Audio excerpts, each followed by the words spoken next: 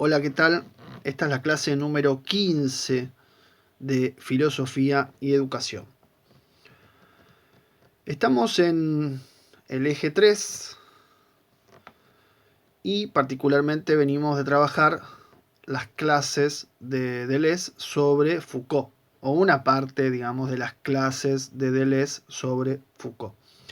Tenemos para hoy probablemente el texto más conocido de este filósofo Gilles Deleuze, que es el Postscriptum sobre las sociedades de control, o también conocido, muy conocido como Postdata sobre las sociedades de control, que es del año 1990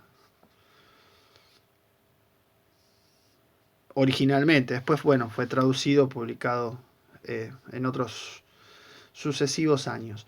Recordemos un poco lo que habíamos trabajado la clase anterior a partir de las clases de Deleuze sobre Foucault. Bueno, la tesis fundamental, a esta altura quizás ya redundante, pero insistimos, es el pasaje, ¿no? Esta idea de Deleuze que hay un pasaje, hay una crisis terminal de la sociedad disciplinaria o de encierro y un pasaje a un advenir de las sociedades de control.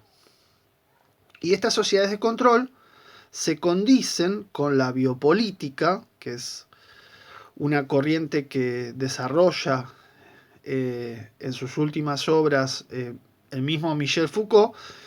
Y biopolítica significa administración de la vida, ¿no? De las poblaciones, que incluyen no solo a seres humanos, sino también a distintas formas de lo viviente. Y de hecho, lo viviente, habíamos dicho, lo viviente en el ser humano es el sujeto jurídico propio de esta tercera época. ¿Qué es la novedad fundamental de las sociedades de control? Que las multiplicidades ya no están encerradas, ¿no? Le iba a decir los individuos, las personas, pero ahora vamos a ver que no son ya ni siquiera individuos o personas. Ya no están más encerradas, sino que son multiplicidades abiertas, es decir, que están libres de esos espacios de encierro, pero que al mismo tiempo se pueden predecir en su comportamiento gracias al cálculo de probabilidades. Y establecer de esa manera zonas de frecuencia, o como vamos a ver en este texto, modulaciones, que permitan obviamente saber qué va a hacer la persona. Otro aspecto que mencionamos de la sociedad de control, que es más sofisticada, ¿no? Que es más compleja, que permite articular mejor lo heterogéneo, es más sutil, es más eficaz. Está en Foucault, pero lo desarrolla fuertemente Deleuze. Bueno, hemos dicho varias de estas cosas. Y lo último que habíamos señalado era que estas sociedades de control permiten, entre comillas, una cierta libertad, permiten, entre comillas, reivindicaciones o formas del derecho social, pero en definitiva, digamos, subrayan la vida o lo viviente más allá de la persona. Y el ejemplo histórico, y ahí hasta eso habíamos llegado, de las clases de Deleuze, el ejemplo que prefigura las sociedades de control es el fascismo. Fascismo italiano, alemán, por lo menos son los dos que menciona.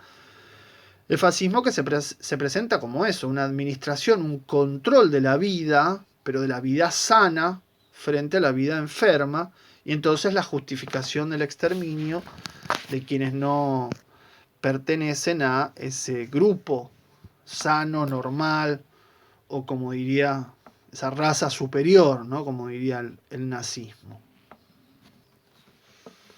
Bien, Hasta acá entonces lo que veníamos viendo en el curso sobre Foucault de Deleuze. Vamos al texto ahora de la postdata. Verán que tiene un resumen y un abstract correspondiente, típico de escritos o artículos académicos.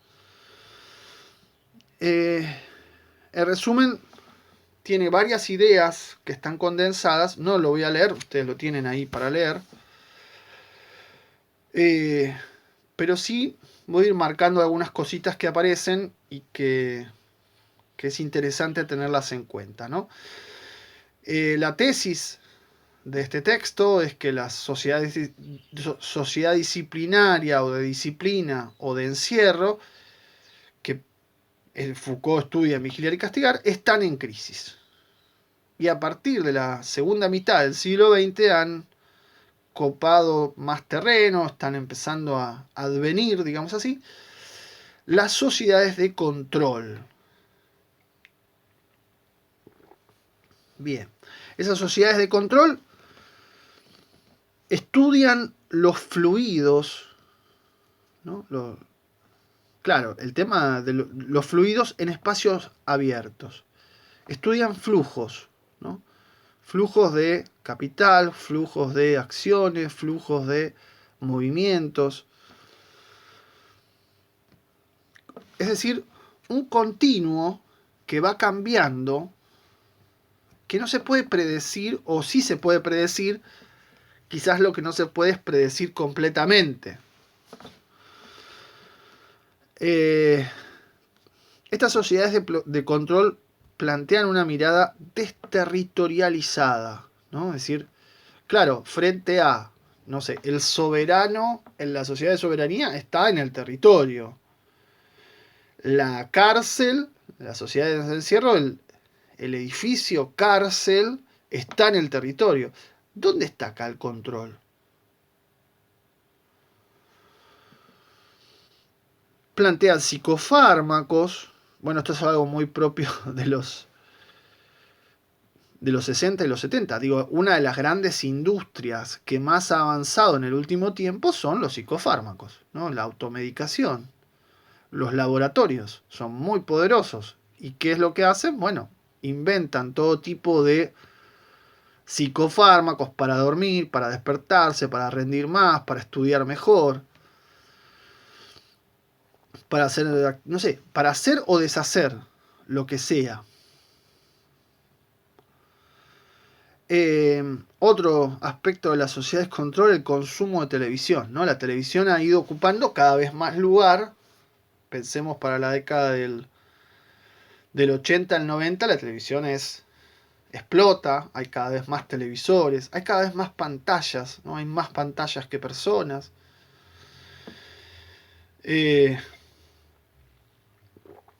Hoy la televisión se ha diversificado, pero en ese momento, bueno, estaba concentrada en un solo aparato. Y antes no había tantos televisores en una casa, ¿no? Ahora hay más. Había uno, se compartía y se peleaba por el televisor.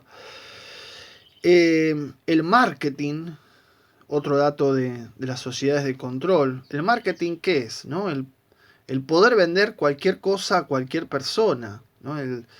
El marketing es trabajar sobre la venta de un producto, ¿no? Como va a decir en el texto, lo único que importa hoy es el departamento de ventas, ¿no? Y fíjense, digamos, esas propagandas que te venden algo que vos ya sabés. Vos sabés que no es así. Que te compras ese aparatito y no te va a hacer tener esa piel maravillosa o esos abdominales estupendos. No lo vas a lograr. Pero no importa, porque está trabajando sobre tu deseo y por más que el producto no funcione, lo que sí funciona es tu ilusión, que es lo necesario para ir y comprarlo, digamos. Por lo menos hay mucha gente que es compradora compulsiva. El marketing hace eso, ¿no? Es decir, logra vender lo invendible, digamos así. El endeudamiento, otro dato de la sociedad de control. Vamos a ver la frase, ¿no? Esta frase de Deleuze que cada vez tiene más fuerza e importancia, ¿no? Vivimos endeudados, vivimos para pagar deudas para pagar deudas, ¿no? Esa secuencia genera toda una serie, digamos, de sumisión, de dominación sobre las personas que es cada vez más fuerte. El consumo o el consumismo es otro dato de la sociedad de control. Bueno, qué decir, ¿no? Eso está claro. La gente que se siente mal y va y compra. Y compra, compra, compra y bueno. Ahora estamos encerrados, no podemos ir, sí, bueno, compra por internet.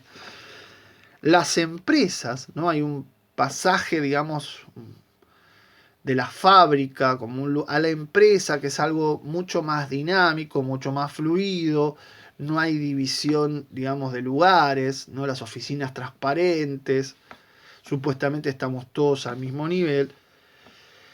Las computadoras, ¿no? Es la era de la informática, la sociedad de control es la era de la informática, el chip o los chips que todos lo saben, el celular podríamos decir también, ¿no? Otra fuente de control de información muy, muy eficaz, dónde está, con quién habla, qué le gusta, qué le encanta, qué lo enoja.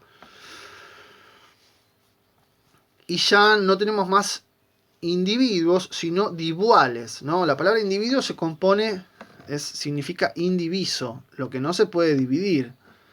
Bueno, eso que no se puede dividir ahora es divisible, ¿sí?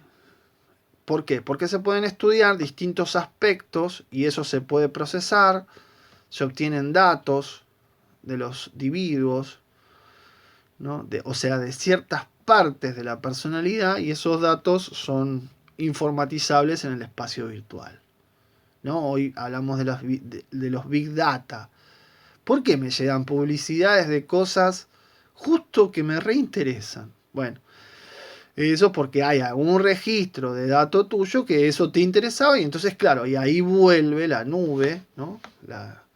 El bucle del espacio virtual vuelve sobre vos a traerte lo que vos mismo habías buscado en otro momento o manifestabas interés.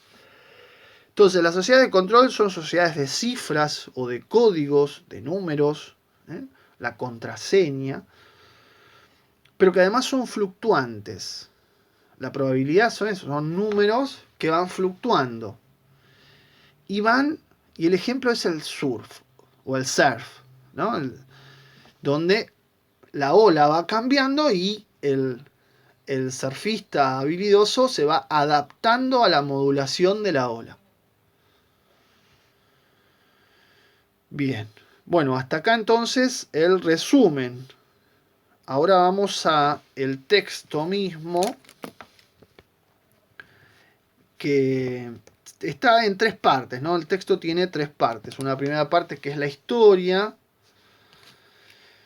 una segunda que se titula lógica y una tercera que se titula programa. Empecemos entonces por la historia.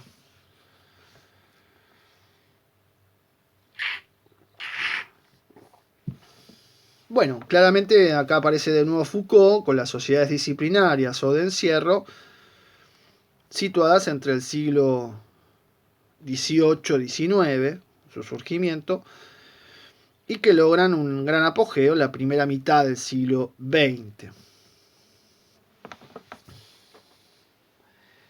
Es interesante cada sociedad, cada institución de encierro es como un todo, ¿no? Es como una burbuja, podríamos decir, que rompe con lo anterior, pero que al mismo tiempo tiene un cierto código parecido, ¿no? Es decir, la primera burbuja y la idea de Deleuze en este caso es como secuenciarlas, ¿no? Es decir, uno empieza en la institución familia, rompe y pasa a la institución escuela, ¿no? Si le pasa algo, puede ir a la institución hospital.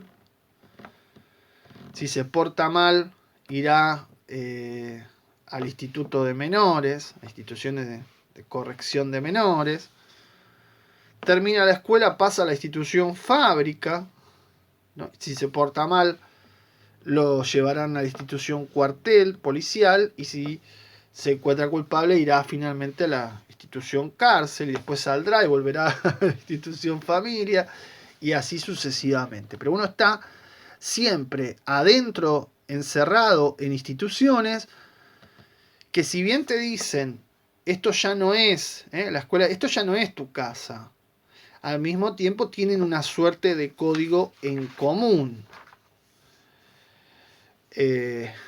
Cada una de ellas. Y uno podría decir, bueno, y después viene la otra institución familia, pero después también esa es expulsiva y después finalmente la institución asilo, ¿no? Es decir, siempre estamos como pasando de una institución a otra, pero hay como una lógica de funcionamiento que es más o menos común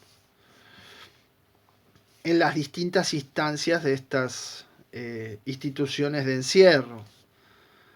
Como decía Foucault, esas sociedades de encierro lo que buscan es utilizar mejor la fuerza productiva, ¿no? Es decir, hacer del mismo objeto de aplicación del poder el instrumento, ¿sí?, que multiplica ese ejercicio del poder. Dice Deleuze, Foucault sabía que ese modelo no iba a durar. Y claramente después de la Segunda Guerra Mundial, las sociedades disciplinarias vienen en decadencia, en una crisis generalizada, donde, claro, se anuncian reformas, cambios, readaptaciones, pero en realidad lo que hay detrás de eso, dice Deleuze, es que las instituciones están acabadas, se han agotado. Tendrán más o menos tiempo para gestionar, pero no tienen más sentido. Claro, pensemos, paréntesis acá, nosotros estamos con el tema de la escuela. La escuela es una institución que tiene en su forma que conocemos hoy en día muchísimos años, más de 300 por lo menos, pero que se ha institucionalizado formalmente a fines del siglo XIX y materialmente recién ha logrado una universalidad, o sea, reducir el analfabetismo a índices muy menores hacia finales del siglo XX, podríamos decir la segunda mitad y hacia finales del siglo XX. Es decir, es una institución muy vieja, con un formato muy rígido, ¿no? Pensemos el sistema educativo, graduado, por años, todos de la misma edad, misma secuencia de aprendizaje, homogeneizante, etcétera, etcétera. Bueno, es un sistema viejo, es un sistema que tiene, digamos, que ya desde su formulación y en distintos momentos de la historia, uno puede ver que está en crisis, claramente. No es decir, la escuela media en particular, que es lo que nos interesa para este curso, para ustedes como futuros docentes, es una institución que está en crisis desde su inicio de formulación, ¿no? Es decir, la escuela media, por lo menos hace 70 años que está en crisis, y cuando se pierde esa orientación incluso de la formación para, no sé, para estudios superiores, pongamos, ¿no? O la escuela media, ¿para qué te sirve? Entonces, te sirve para seguir estudiando, tener una carrera y X cosa. O la idea de te sirve para conseguir un trabajo. Todas esas ideas han ido cayendo. Se han empezado a oscurecer y ya cayeron. Y uno pregunta, ¿y para qué sirve hoy la escuela media? La crisis de la escuela media es el título de un libro de un pedagogo argentino de hace, estoy haciendo la cuenta, perdonen ustedes, pero más o menos 60 años. ¿No? Estamos 2000, sí, 60 años más o menos. Que viene escribió un librito que se llama La crisis de la escuela media, donde habla, de, por ejemplo, de estas cosas, ¿no? De una suerte de barco que se empieza a romper, ¿no? Y que se parcha, y llegó a un punto que tiene tantos parches que ya no tiene sentido ponerle un parche más. Bueno, ese es un panorama, ¿no? Es un panorama de este problema, instituciones que están pensadas para otra época, o como va a decir Bauman, ¿no? El gran autor de la modernidad líquida, ¿no? Las instituciones zombies son instituciones que siguen estando, porque vienen de antes, pero que ya no tienen vida, o que su vitalidad no tiene nada que ver con la época, ¿no? Son instituciones de la época de lo sólido en la época de lo líquido y que no se pueden adaptar, ¿no? Entonces ahí es donde se da esta crisis generalizada.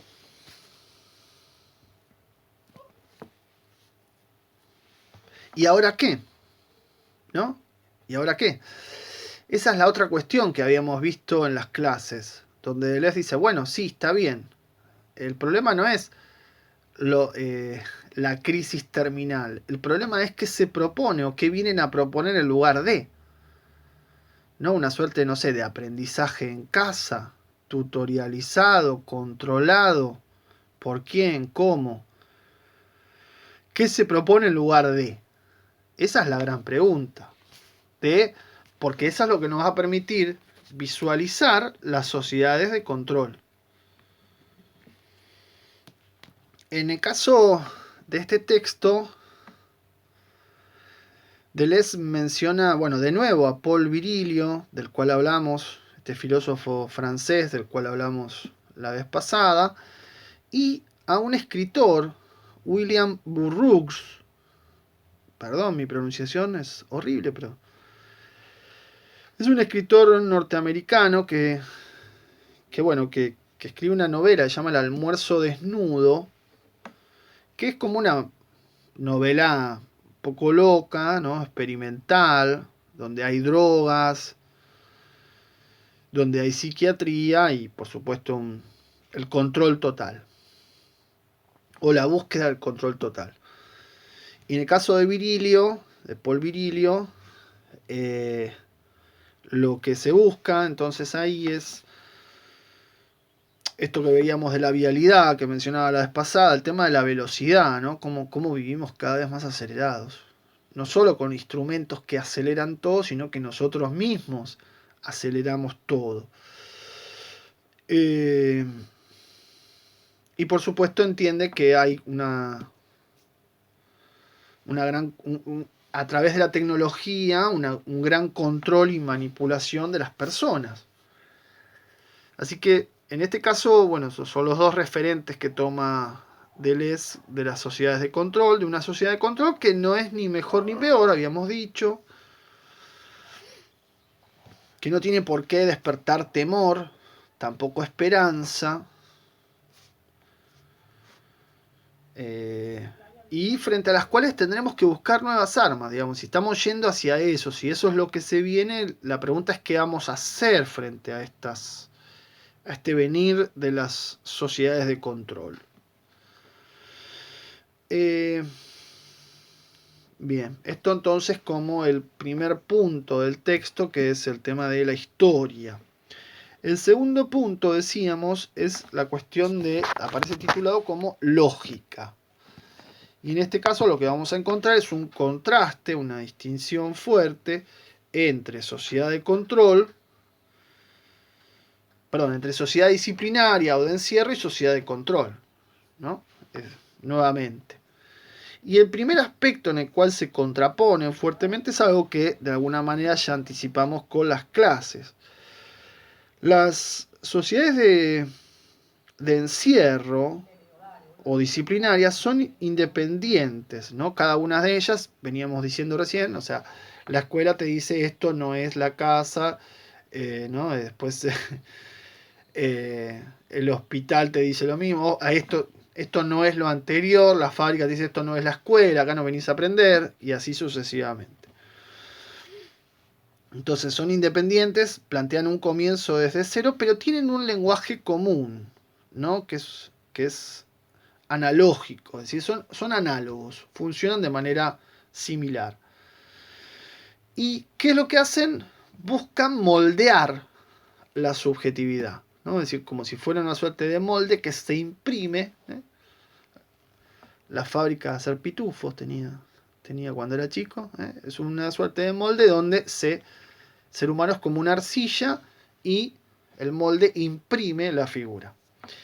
Es un poco exagerada la metáfora, pero digamos como que la producción de subjetividad en la sociedad disciplinaria es directa, ¿no? Es decir, el molde hace que el sujeto salga tal cual.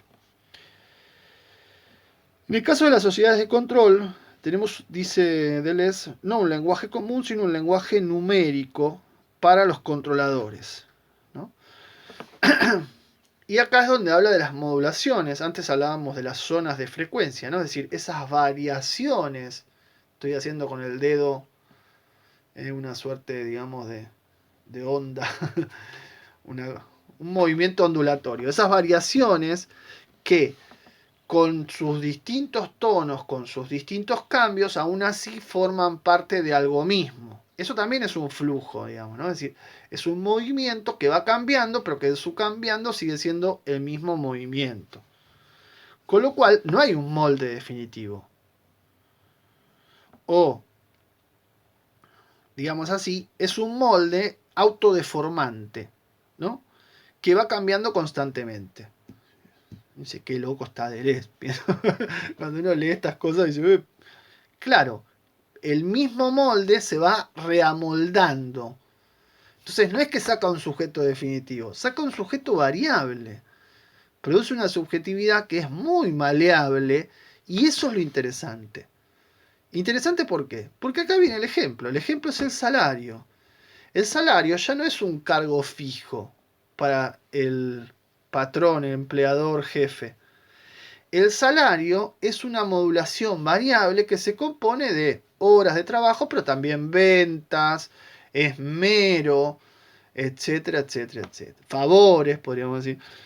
Es decir, el salario sufre o se va ondulando más menos, y entonces se va deformando continuamente. El contraste de esto, para que quede bien claro, es la diferencia entre la fábrica y la empresa, ¿no? Ya no, claro, fábricas ya no hay.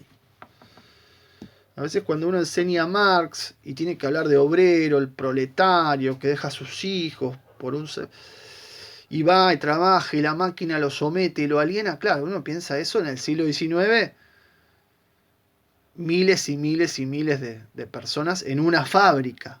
Hoy una fábrica, la super fábrica enorme, grande, no sé, como mucho 50 operarios. Y nada que ver ese obrero del siglo XIX que tiene que aprender a leer y escribir, ¿no?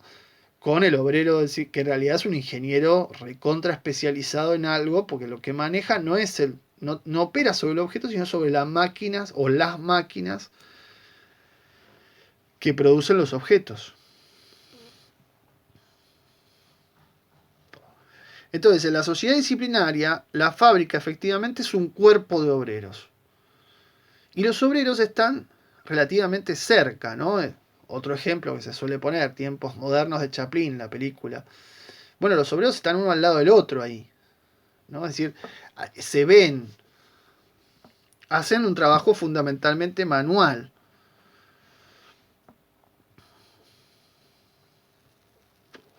En cambio, la empresa ya no tiene un cuerpo de obreros. Ya, de hecho, no se le puede llamar obreros. Sí, tiene empleados, cadetes, lo que sea, pero es un movimiento mucho más fluido, no es un trabajo mecánico. Y está esta idea del sistema de premios, ¿no? De premiar al empleado del mes, al modo de una suerte de concurso, ¿no? De competencias, incluso como si fuera un concurso televisivo. Y entonces los salarios van variando, ¿no? Entonces te hacen como partícipe, como si vos fueras parte de la misma empresa, porque estás emprendiendo por vos mismo. Todo esto del emprendedurismo es otro tema neoliberal que veremos más adelante. Es muy fuerte, ¿no? O sea, hacer de cada individuo un empresario, pero en este caso un empresario que es un empleado, y un empleado que se esmera por mejorar su rendimiento, que al mismo tiempo es lo que beneficia a la propia empresa. Entonces, ¿qué tenemos acá? No tenemos un cuerpo, sino una suerte de alma. La empresa es un alma, es un logo, incluso podemos decir que se estampa, ¿no?, en quien se pone la camiseta y lo defiende como si fuera suyo, ¿no? Como si fuera su empresa. Y entonces los individuos compiten unos con otros, entablan una rivalidad feroz, y en esa rivalidad, ¿no?, el trabajo en casa, ¿no? Y en esa rivalidad tratan siempre obviamente, de sobresalir, e incluso, dice, se dividen interiormente, dice Deleuze. Claro, se vuelven divuales, en vez de individuales, divuales. ¿Por qué? Porque van a sacrificar todo por el trabajo. Como si el trabajo fuera todo, como si ganar el premio de empleado del mes fuera todo, ¿no? Y enlacémoslo con lo otro que veníamos diciendo antes. El trabajo en la fábrica es el trabajo en un lugar, de tal hora a tal hora. Ahora trabajas en tu casa. Trabajo de empresa se puede hacer desde la casa. Gran descubrimiento del siglo XX o gran admisión del año 2020, por decirlo así. Pero además proporciona mucho más rendimiento, porque la persona, claro, no tiene horarios fijos. Esto es muy de las empresas nuevas, ¿no? Tipo Google, qué sé yo. No tiene, pero nunca terminan de trabajar. Y nunca dejan de sentir la empresa como algo muy, muy propio, muy incluso íntimo. Ese algo que es la autodisciplina que decíamos con Foucault, ¿no? Es decir, uno mismo ya se incorporó al vigilante y corre por el mérito, corre, ¿eh?, por el reconocimiento, corre por el premio de empleado del mes, para ganarse algo que no sabemos bien qué es, ¿no? Si en vez del castigo que te descuenten el sueldo por faltar, no, te mantienen contento con el sistema de premios, como veíamos en la sanción normalizadora. La empresarialización de la educación. Digo este título así para darme seriedad. Es la formación permanente. Algo que está visto como buenísimo, ¿no? Como, claro, es cierto, uno nunca termina de formarse, uno nunca está formado del todo, nunca tiene un pleno conocimiento de todo lo que quisiera o tendría o lo que sea. Uno siempre está aprendiendo, y eso es lo que nos hace humanos, el estar aprendiendo, ¿no? Y el tener el desafío de aprender cosas nuevas. Pero el problema es que esta formación permanente lo que hace es montar un negocio, los cursos de capacitación, ¿no? O fíjense, hoy hay todos los días, no sé, 5 o 10 mensajes de charlas virtuales, cursos, esto, lo otro. Es un bombardeo permanente sobre los docentes y una evaluación permanente de los docentes sobre sí, pero también del estudiante, ¿no? Esta idea de la evaluación permanente. Evaluación por rendimientos, estándares de rendimiento. Es un mantenerte conectado como si todo pasara por esto y nada más. Entonces se borra todo límite. Y la escuela funciona como una empresa que se propone determinadas metas, determinados logros, y que esos logros tienen que ver fundamentalmente con el rendimiento. Escuela privada hoy es una empresa, claramente. Pero claro, el tema es adoptar los criterios de la empresa como criterios de toda la sociedad, de la educación y de todo lo demás, ¿no? Es un poco eso el problema que está anticipando, ¿no?, como de fondo en este texto de Deleuze. Bien, entonces, si en la sociedad disciplinaria hay cortes, ¿no? Y pasajes de una institución a otra, y en cada institución un volver a empezar, en las sociedades de control no hay corte, nunca termina nada, digamos, todo continúa, está más fluido, ¿no? Y el ejemplo que pone acá es muy bueno. Este ejemplo es una de las mejores novelas que se pueden leer, El proceso de Kafka, ¿no? Donde supuestamente hay una absolución aparente, ¿no? Entre dos encierros, pero por otro lado hay una condena que siempre se aplaza, siempre se posterga, ¿no? Hay, bueno, de hecho, esa es la novela. Y eso, dice Deleuze, lo que hace es tener como una pata en cada sociedad, la disciplina, ¿no? Un presunto cierre, pero al mismo tiempo una causa que permanece abierta todo el tiempo como en investigación, y entonces una condena que no llega, pero que amenaza con llegar. Bueno, eso es Kafka, ese absurdo, ese existencial es Kafka. Bueno, y entonces tenemos una sociedad de disciplina que marca, ¿no? Que identifica al individuo, recuerden la ciudad pestada, que establece una suerte de número o matrícula, su posición, la posición del individuo en la masa, en el todo. Y entonces el ejemplo de esto que tomado de Foucault es el del pastor con el rebaño de ovejas. El pastor conoce cada una de las ovejas en detalle. Frente a esto, frente a la marca y al número, tenemos la contraseña, dice Deleuze, o la cifra. La contraseña o la cifra, el código, el número, pero que es secreto, ¿no? Es lo que nos permite o nos impide el acceso a la información, ¿no? Es decir, la contraseña es eso, ¿no? Es como es un un guardarse algo respecto de lo demás. Pero claro, acá el individuo ya no es individuo, es dividuo, ¿no? Esto ya lo veníamos diciendo.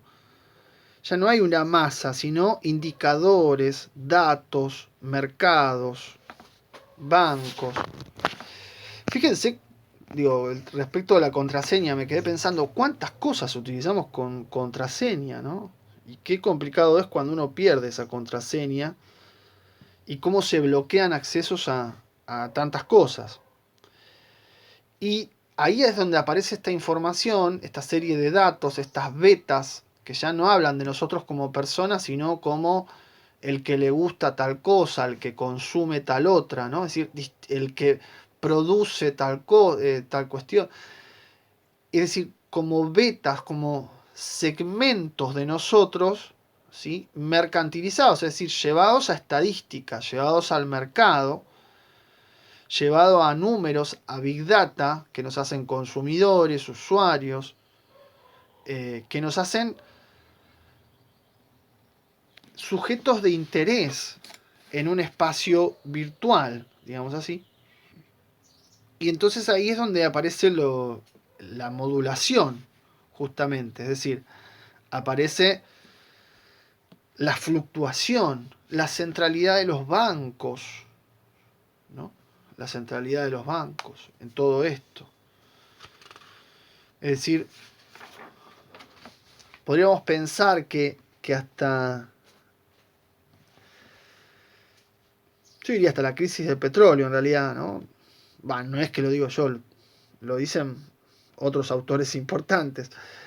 Ha mutado el mismo capitalismo, ¿no? Un capitalismo que se basaba en la producción, en el consumo, en el poder adquisitivo, una vez que se abandona con la crisis del petróleo el patrón oro, es un capitalismo que ya no piensa en términos de producción y consumo, sino en términos de financiación o financiarización. Es decir, lo importante ya no son las fábricas, ni siquiera las empresas, sino los bancos.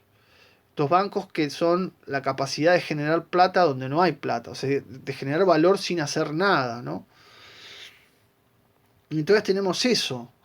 Tenemos un capitalismo en su versión, en su momento mayor, fuertemente financiero, donde ya el ser humano no es un trabajador como el obrero, ¿no? Que cumple su horario de trabajo, como un productor discontinuo de energía, ¿no? Que vende su fuerza de trabajo y entonces a partir de ahí cobra un salario, sino que es un ser ondulatorio, que está siempre en órbita, que nunca deja de trabajar, pero que va subiendo y bajando como el surfista, ¿no? Como el que hace surf. Y las máquinas ya no son las viejas máquinas, no sé, de vapor o de energía, lo que sea. Las máquinas ahora son computadoras, ¿sí? Donde el problema es los nuevos problemas que aparecen con las computadoras, que son las interferencias, bueno, esto mismo que decíamos de la contraseña, la piratería, los virus informáticos, etc. Todo esto, dice él, no es solo una evolución tecnológica, ¿no? Es decir, que cambian los objetos que tenemos alrededor, es una mutación misma del capitalismo. Por eso decíamos, la sociedad disciplinaria es más propia de un capitalismo de la producción barra consumo.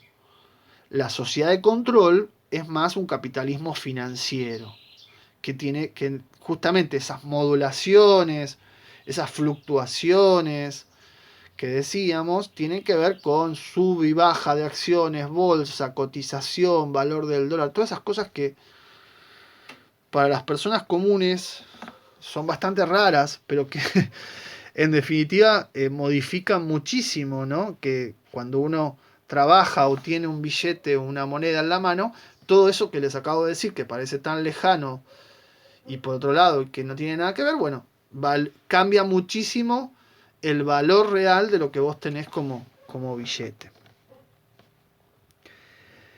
Entonces, ese capitalismo ha mutado, dice Deleuze, ha cambiado claramente, ha dejado de ser un capitalismo de concentración, como era en la sociedad disciplinaria, y acá concentración está pensando en concentrar la producción y la propiedad en un lugar y en un tiempo, podríamos decir también, ¿no? Es decir, el horario del trabajo.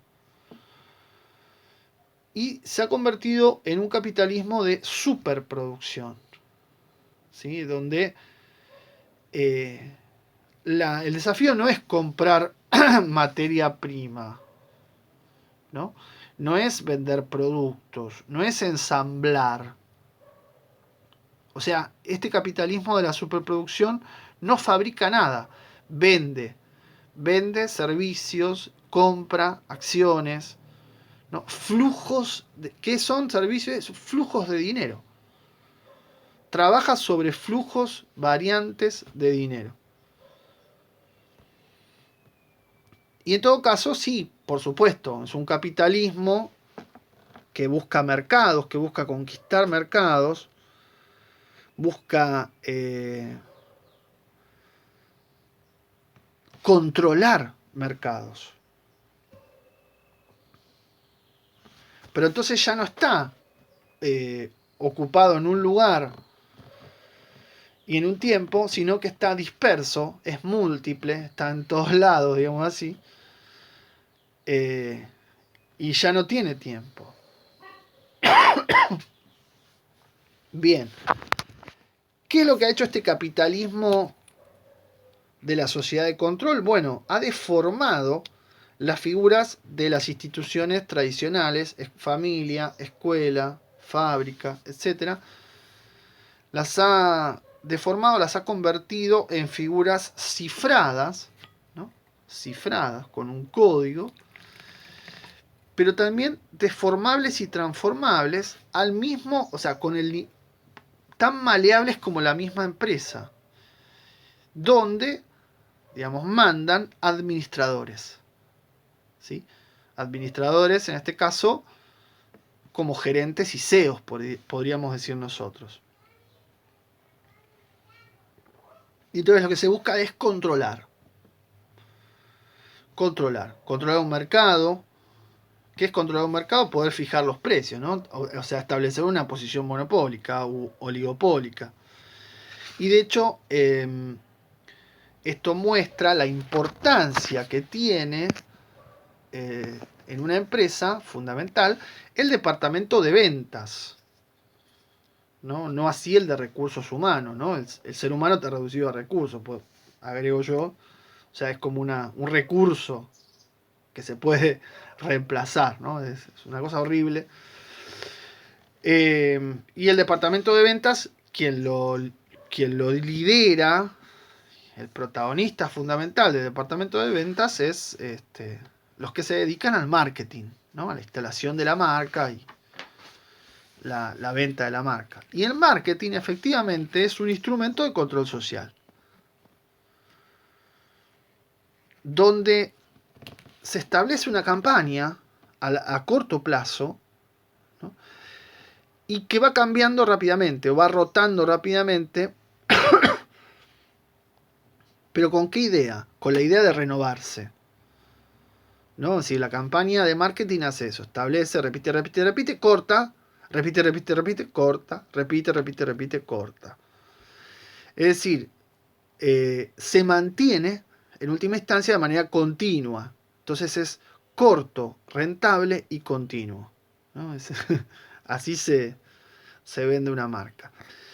Y acá llega esta frase maravillosa que ha dado para mucho pensar también, para muchos autores actuales que han vuelto sobre esta cuestión, ¿no? El hombre ya no está encerrado, sino endeudado. Endeudarse es una forma de control muy eficaz, ¿no? Es un subyugamiento, obviamente, de las tarjetas, ¿no? De las tarjetas de débito, bueno, tarjeta de crédito, sobre todo el banco, ¿no? Las instituciones financieras que van las cuotas, esto que te mantiene siempre dependiente, ¿no? Estar endeudado es una manera de estar haciendo lo que otro quiere que hagas, que era, recuerden ustedes, una de las definiciones que lanzamos al comienzo del eje respecto del poder, ¿no? Es decir, ¿qué es eso? Bueno, ¿qué es poder? Poder es hacerle hacer a otro lo que yo quiero que haga. Bueno, acá el estar endeudado es estar haciendo lo que otros quieren que haga.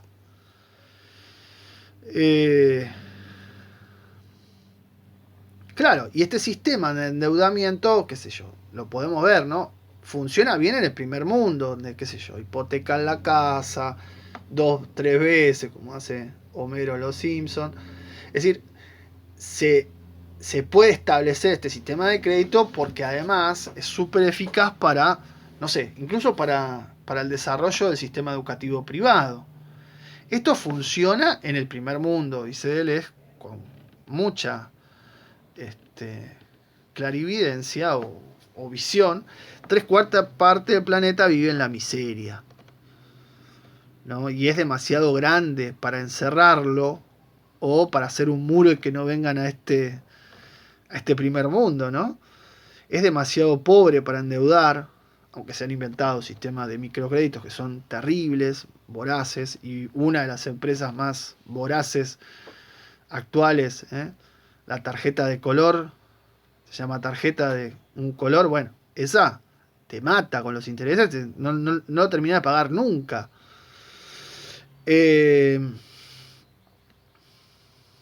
Pero bueno, que de alguna manera ese 3/4 parte del planeta, el control tendrá en algún momento que afrontar, ¿no? Como son justamente las fronteras y los suburbios, ¿no?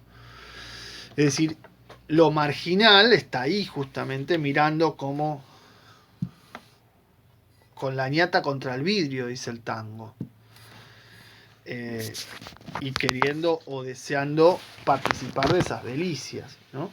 Pero claro, el otro está endeudado y nosotros estamos excediéndonos de tiempo. Bien. hasta acá entonces el contraste entre las dos formas de capitalismo. Veamos ahora el último punto del texto, que es el programa. Brevemente. Dice Deleuze acá, bueno, la sociedad de control puede existir sin necesidad de apelar a la ciencia ficción, sin Black Mirror, diríamos nosotros ahora, aunque la ciencia ficción nos da algunas ideas. Y tomo un ejemplo de Guattari, de Félix Guattari, con quien escribiera un par de libros que mencionamos la clase pasada, de la sociedad con tarjetas y barreras para la geolocalización, para ver quién puede circular, quién no puede circular, dónde está en cada momento, ¿no? Que es un poco el... Y el establecimiento de una suerte de modulación, ¿no? O de cálculo de probabilidades para ver qué es lo que hace esa persona. Entonces, esta sociedad de control es el comienzo de algo nuevo, ¿no? Y que va a ir afectando, va a ir va a generar una corrosión en cada una de las instituciones tradicionales, ¿no? En la cárcel con penas sustitutas, collares electrónicos, ¿no? Sí, soltando los presos pero teniéndolos controlados. Claro, esto de nuevo en el primer mundo, ¿no? Acá, en la escuela con el control y la formación permanentes, de esto hablábamos. En la empresa introduciéndose en todos los niveles, sobre todo educativos, ¿no? Hay una empresarialización, uno puede decir, de todo, de la vida de familiar, de la vida escolar, de la vida laboral, bueno, obvio. Todo se empresarializa. En el caso del capitalismo más exacerbado, como es el norteamericano, la empresarialización incluye, por ejemplo, la cárcel, por ejemplo, la salud, ¿no? Hasta los asilos están empresarializados. Vamos a tener un hospital sin médicos ni enfermeros, ¿no? Donde solo se localiza grupos de riesgo. Y así entonces no se van a buscar individuos, sino dividuos. La parte a curar. Y por supuesto la empresa como nuevos modos de tratar el dinero, ¿no? De trabajar con dinero. Entonces, esto es ejemplo, dice Deleuze, de un nuevo régimen de dominación progresivo, disperso, ¿sí? Que se está formando. Y la pregunta es cómo reaccionar, qué hacer, cómo adaptarse, cómo resistir. Y sin dudas va a ser muy complicado, ¿no? Es decir, esto está claro que va a ser muy complicado.